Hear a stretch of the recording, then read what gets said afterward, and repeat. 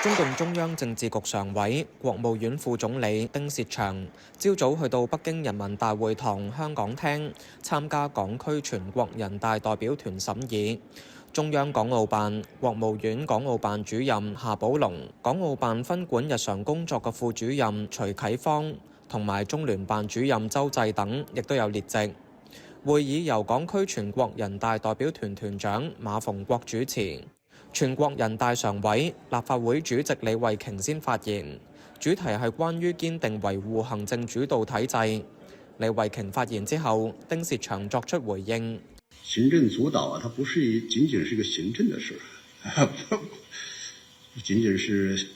行政長官的事情，香港特區政府的事情，也是立法會，包括司法，包括全香港各個階層、各個派別共同的責任、共同的任務。所以這個題目提出以後，各方面都要去加強研究、探索、實踐，不斷的去總結。特別是立法會在行政主導這個題目下面大有可為。希望在第8屆立法會期間啊，李慧瓊同志帶領立法會很好去探索、研究、實踐這麼個命題，能夠產出更多的符合香港實際的、符合中央要求的實踐成果。會議其後閉門進行，馬逢國引述丁薛祥之後再發表嘅講話，指出2025年係不平凡嘅一年，國家發展成績可圈可點，得嚟不易。佢特別用一個詞，我覺得好有意思嘅就係風景這邊獨好啊！即係中國咧喺呢方面係做得相當出色嘅咁樣。咁而過去一年呢，亦都指出咗咧，香港嚟講咧，亦都係有一個好具有里程碑意義嘅一年，包括就係第8屆嘅立法會咧係成功圓滿咁完成啦。咁另外咧係對一個突發嘅火災咧有咗一個好好嘅應對同埋處置啦。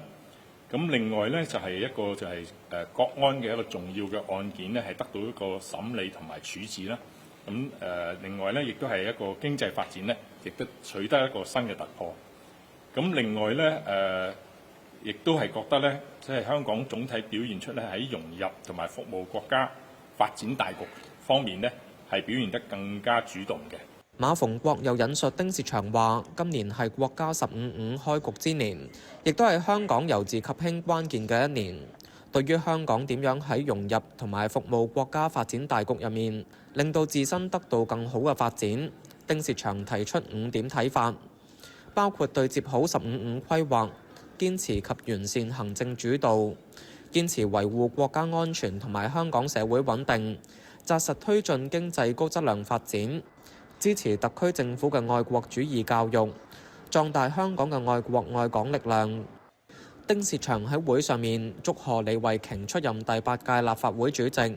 指出李慧瓊嘅責任更重。李慧瓊話會同全體立法會議員一齊努力，按照丁薛祥、夏寶龍同埋各個領導嘅要求，配合支持特區政府做好5年規劃。丁薛祥尋日參加港澳政協聯組會，今次係佢連續第3年喺兩會期間分別會見本港嘅人大同埋政協。香港電台記者羅偉浩喺北京報導。